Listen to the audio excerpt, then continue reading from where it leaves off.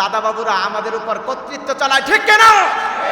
যারা দাদা বাবুদের কর্তৃত্ব আমাদের উপর যদি চালাতে চাও, আজকে এই মাহফিল থেকে ঘোষণা করতে চাই, বাংলার জমিনে আর কোন দাদা বাবুর কর্তৃত্ব চলবে না, আর কোন নরেন্দ্র মোদীর কর্তৃত্ব চলবে না।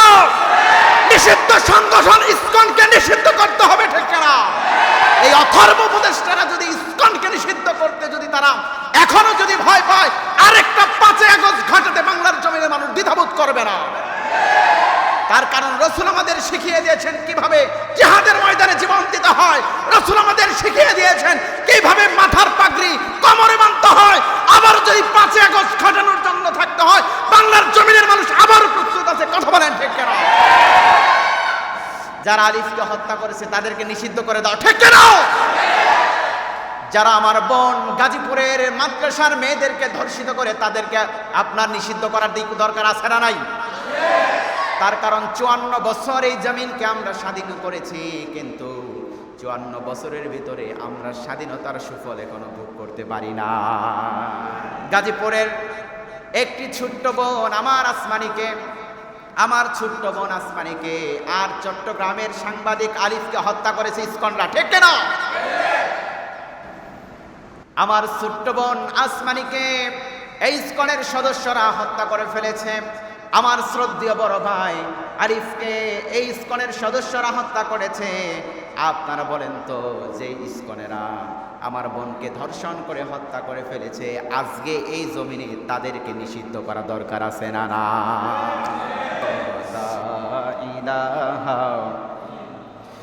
জবানে আল্লাহ কলবে আল্লাহ, জবানে আল্লাহ কলবে আল্লাহ, লা ইলাহা ইল্লাল্লাহ, লা ইলাহা,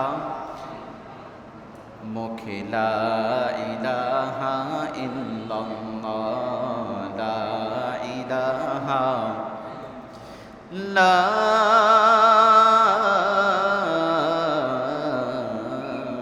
ইলাহা ইল্লাল্লাহু মুহাম্মাদুর রাসূলুল্লাহ। সবাই পড়েন সাল্লাল্লাহু। আপনারা সবাই কেমন আছেন? আমি বেশিক্ষণ আপনাদের সামনে কথা বলবো না, খুব অল্প সময় কথা বলবো। এই অল্প সময়ের ভিতরে ইনশাল্লাহ আমাদের যে আলোচকরা আছেন তারা চলে আসবেন। একটু আমার সঙ্গে আওয়াজ করে কথা বলে যাবে ইনশাল্লাহ। তাহলে আমি আবারও বলছি, আপনারা সবাই কেমন আছেন?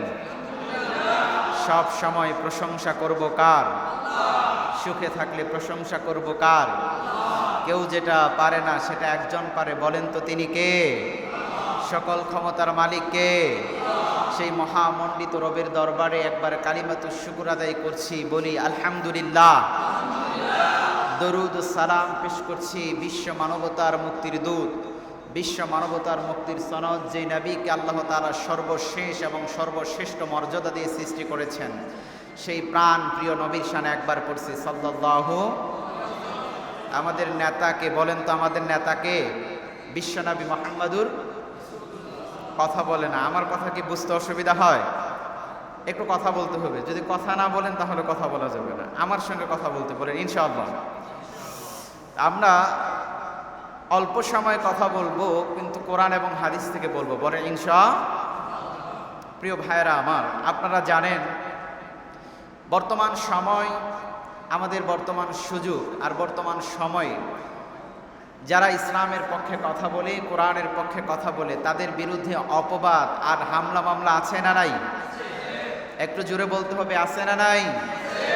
তাহলে রসুলের বিপক্ষে যারা কথা বলেছিল, কোরআনের পক্ষে কথা বলার কারণে রসুল তার জীবদ্দশায় যতদিন পর্যন্ত তিনি কোরআনের কোনো নবী হন নাই, কোরআনের কোনো দাওয়াত দেন নাই, ততদিন পর্যন্ত রসুলের উপর কোনো হামলাও ছিল না, মামলাও।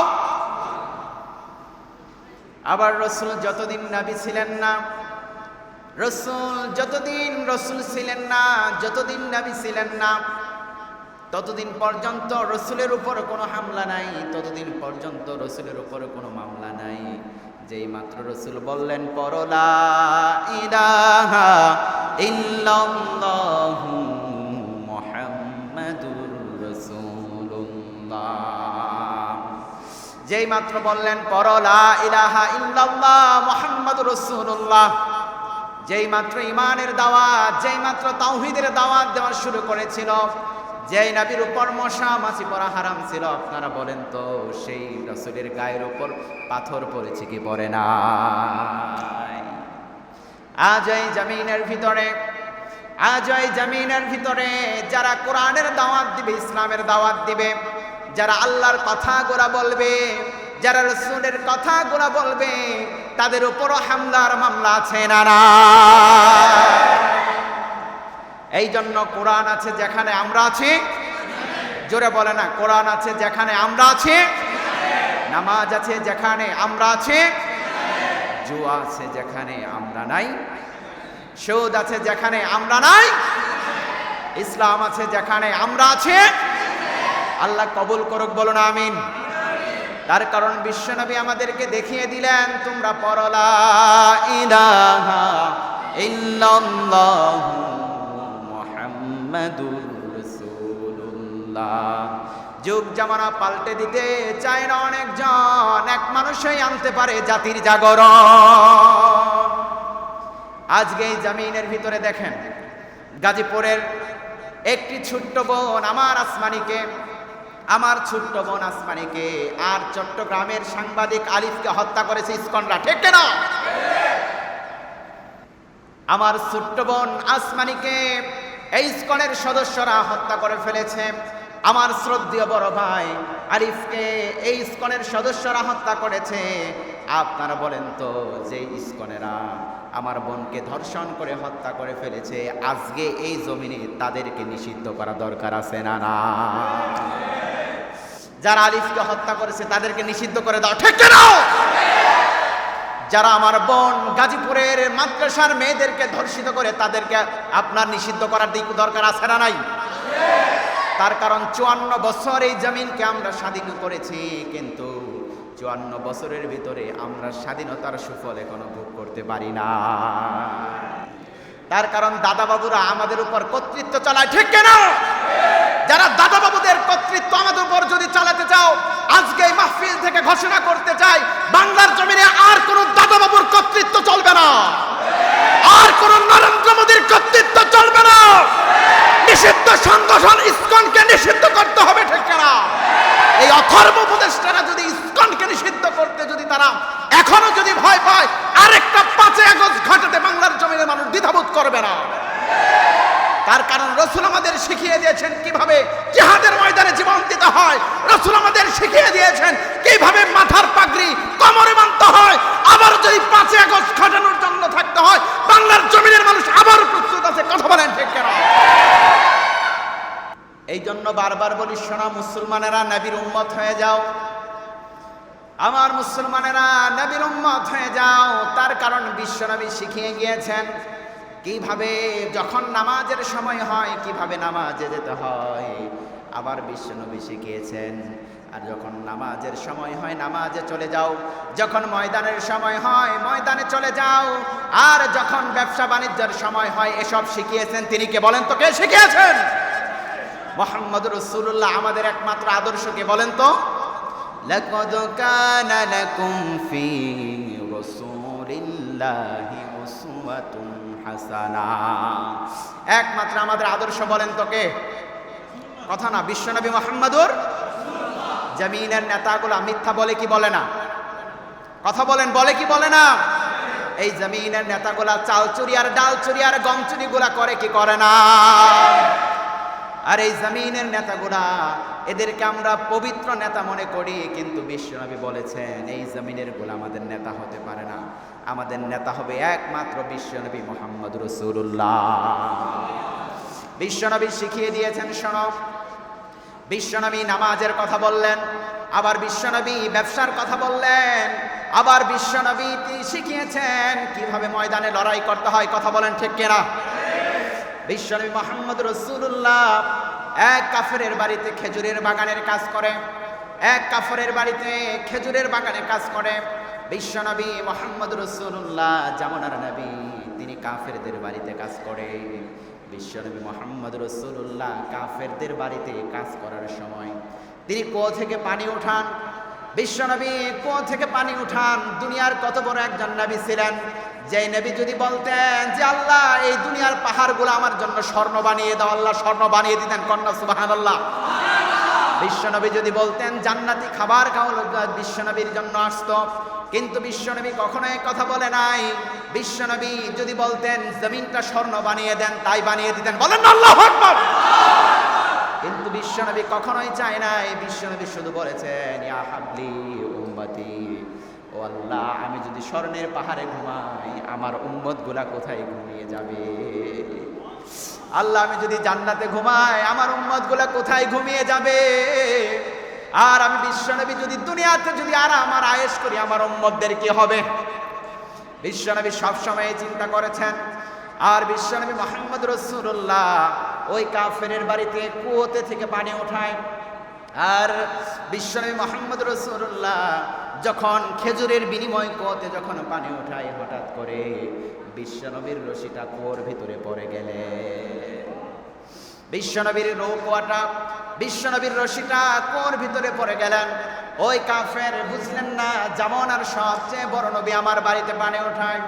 এইবার বিশ্বনবী মুহাম্মদ রাসূলুল্লাহ যখন পানি ওঠানোর রশিটা যখন কুয়োতে ছিঁড়ে পড়ে গেল, এইবার বিশ্বনবীর যখন সামনে আসলেন, এইবার কাফের বুঝলেন না, কিন্তু কাফের বিশ্বনবীর গালের ভিতরে ঠাস করে একটা চড় বসিয়ে দিয়েছে। বিশ্বনবীর চোখ বেয়ে বেয়ে পানি পড়ে, দাড়ি মুবারক গুলা চোখ বেয়ে বেয়ে পানি পড়ে।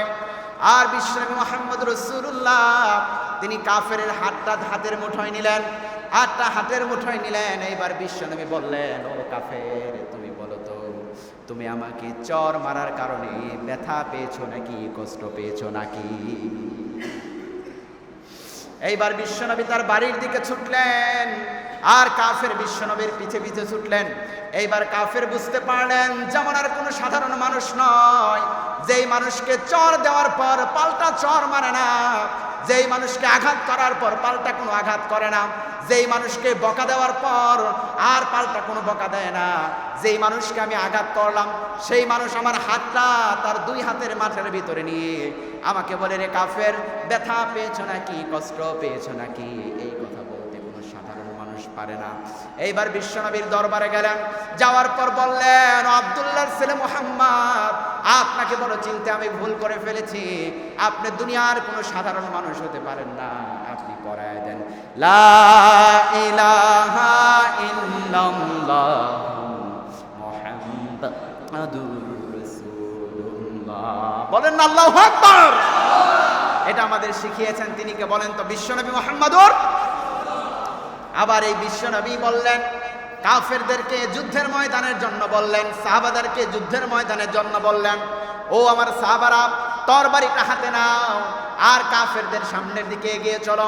কোন কাফের যদি তোমার সামনে পড়ে কাফেরের গর্দানটা উড়িয়ে দিবে, তোমরা জাহান্নামে পাঠিয়ে দাও। বলেন না আল্লাহু আকবার। এই দুইটা মানুষের চরিত্র, একই মানুষ কয়টা? মানুষ কয়টা? বলে না মানুষ কয়টা? মানুষ কয়টা? কথা বলে না মানুষ কয়টা? তার কারণ যে বিশ্বনবী মুহাম্মদ রাসূলুল্লাহ তিনি কাফেরদের হাত মালিশ করতে বলেছেন, আবার বলেছেন, ও মুসলমানেরা তোমরা এগিয়ে চলো, যত কাফের পাবে তাদেরকে তোমরা কচুকাটা করবা। প্রভু তুমি বলেছো রাসূল দিবে না, বলনি দিবে না উমর, বলনি দেবে না হামজা তারিক, খালিদ বিজয়ী সমর। প্রভু তুমি বলেছো রাসূল দিবে না, বলনি দিবে না উমর, বলনি দেবে না হামজা তারিক, খালিদ বিজয়ী সমর। কথা বলেন ঠিক কিনা? যেই বিশ্বনবী বলেছেন, শোনো আমি তোমাদেরকে কাফেরদের হাত মালিশ করার কথা বললাম, আবার এই কাফেরদেরকে কচু কাটার কথা বললাম। আবার বিশ্বনবী বললেন যে শোনো, এই সমস্ত জিনিসের পাশাপাশি আমাদের নামাজগুলো পড়ার দরকার আছে না নাই? কথা বলে নামাজ পড়া দরকার আছে না নাই? আমি বলেছিলাম নামাজ আছে যেখানে আমরা আছি, কোরআন আছে যেখানে আমরা আছি, চাঁদাবাজি আছে যেখানে আমরা নাই। কথা বলে না খুন খারাপি আছে যেখানে আমরা নাই।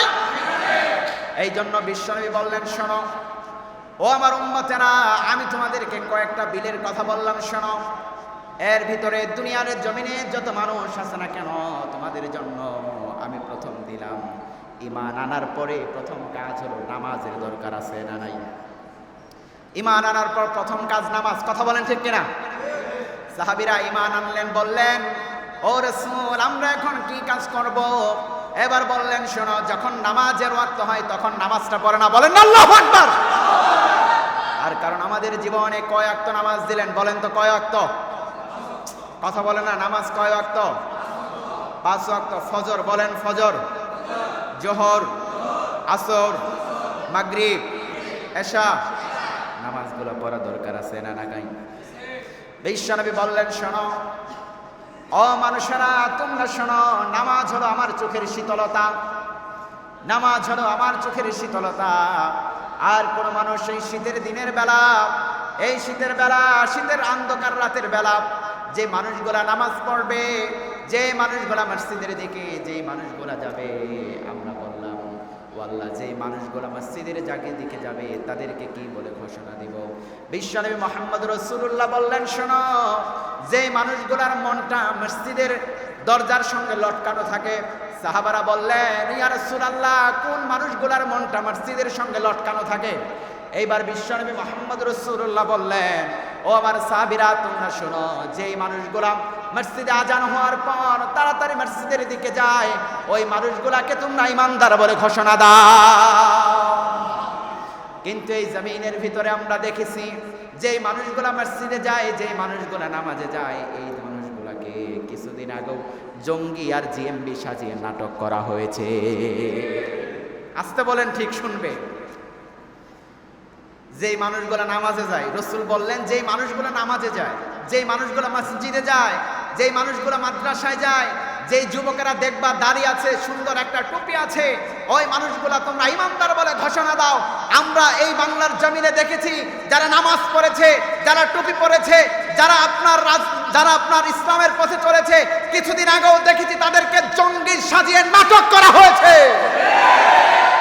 কিন্তু এই নাটক আর মানুষ এখন খায় না, ঠিক কিনা? তার কারণে এই জমিনের ভিতরে সবচেয়ে বড় সন্ত্রাসী সংগঠন হলো ইসকন, ঠিক কিনা? সবচেয়ে বড় সন্ত্রাসী সংগঠন হলো ভারতের র, ঠিক কিনা? মুসলিমরা হলো ভদ্র জাতি, নম্র জাতি, তারা খুন খারাপি হত্যার ভিতরে জড়িত থাকতে পারে না। আর কারণ বিশ্বনবী আমাদেরকে শিখিয়েছেন, শোনো, যারা নামাজ পড়বে তাদের মনে ভয় আছে একজন, আর বলেন তো কার? যাদের হৃদয়ে আছে আল্লাহর ভয়, তারা কবু পথ ভুলে যায় না। আল্লাহর প্রেম সারা এই দুনিয়ায় কারো কাছে কোনো কিছু চায় না, ঠিক কিনা? এই জন্য বিশ্বনবী বললেন, শোনো, যারা 5 ওয়াক্ত মসজিদে যেতে দেখবা, সেই মানুষগুলাকে নামাজের জন্য যেতে দেখবা, সেই মানুষগুলাকে ঈমানদার বলে ঘোষণা দাও। আর যে মানুষগুলা মসজিদে আজান শোনার পর, যে মানুষগুলা মসজিদে আসবে না, কাল কিয়ামতের ময়দানে আল্লাহ রব্বুল আলামিন তাদের কানের ভিতরে গলিত সীসা ঢেলে দিবে। আবার বিশ্বনবী বললেন, শোনো, যে মানুষগুলা আজান শোনার পর, যে মানুষগুলা মসজিদে যায় না, আজান শোনার পর যে মানুষগুলো আল্লাহর ডাকের দিকে আসে না, বিশ্বনবী মুহাম্মদ রাসূলুল্লাহ বললেন, আমি যেন কিছু যুবকদেরকে বলি, ও যুবকেরা, আমি যেন কিছু যুবকদেরকে বলি, ও যুবকেরা, তোমরা কিছু লাকড়ি নিয়ে আসো, আর তোমরা কিছু লাকড়ি নিয়ে আসো, আর কিছু আগুন নিয়ে আসো, আমি সেই ঘরগুলোকে আগুন দিয়ে জ্বালিয়ে দিই। যেই ঘর থেকে আজান শোনার পর মসজিদে যায় না, আমি বিশ্বনবী সেই ঘরগুলোকে আগুন দিয়ে জ্বালিয়ে দিই। তাহলে আপনারা বলেন, নামাজগুলো পড়া দরকার আছে না নাই? আমাদের সব কাজে আমরা ব্যস্ত, সব চলে, আমাদের ব্যবসা চলে, আমাদের বাণিজ্য চলে, আমাদের নাটক, সিনেমা, থিয়েটার সব চলে, কিন্তু নামাজের ভিতরে আমরা আসতে পারি না, ঠিক কিনা? নামাজকে বলো না কাজ আছে, কাজকে বলো আমার নামাজ আছে। নামাজকে বলো না কাজ আছে, কাজকে বলো আমার নামাজ আছে, ঠিক কিনা? বিশ্বনবী বললেন, শোনো, কোন মানুষ যদি 5 ওয়াক্ত নামাজের ভিতরে যায়, আর কোন মানুষ যদি 5 ওয়াক্ত নামাজ যদি পড়ে, আল্লাহ রাব্বুল আলামিন তাদের জন্য পুরস্কার রাখছে কি রাখে নাই? বলে না, পুরস্কার আছে না নাই? বিশ্বনবী বললেন, কোন মানুষ যদি একটি নদী পার হয়ে সেই মানুষটার বাড়ি যদি নদীর ওপারে যদি হয়, আর ওই মানুষটা যদি 5 বার সেই নদীতে গোসল করে, আপনারা বলেন তো সেই মানুষের গায়ে কি ময়লা থাকতে পারে?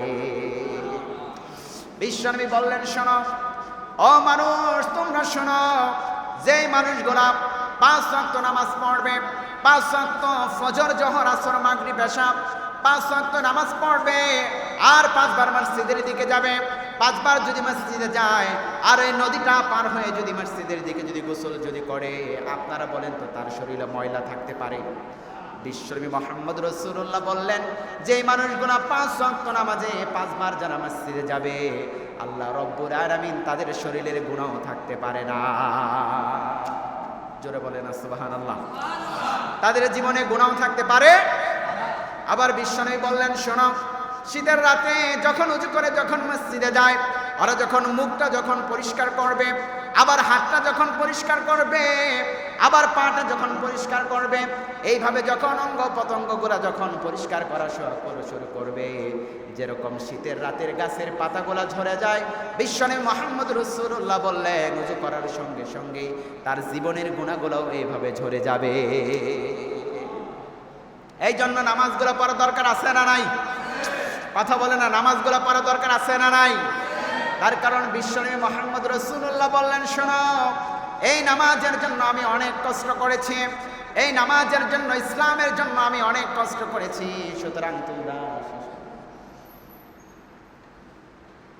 আচ্ছা, আমার এক ভাই যেহেতু আসছে এখানে, আসলে আর কথা বলার সুযোগ খুব কম, আমি কথা বলবো না। আমাদের এক ভাই বলেছিলেন আমি যেন একটা সঙ্গীত গাই, তো আমি সেটা বলেই শেষ করবো। তাহলে 5 ওয়াক্ত নামাজ পড়া দরকার আছে না নাই?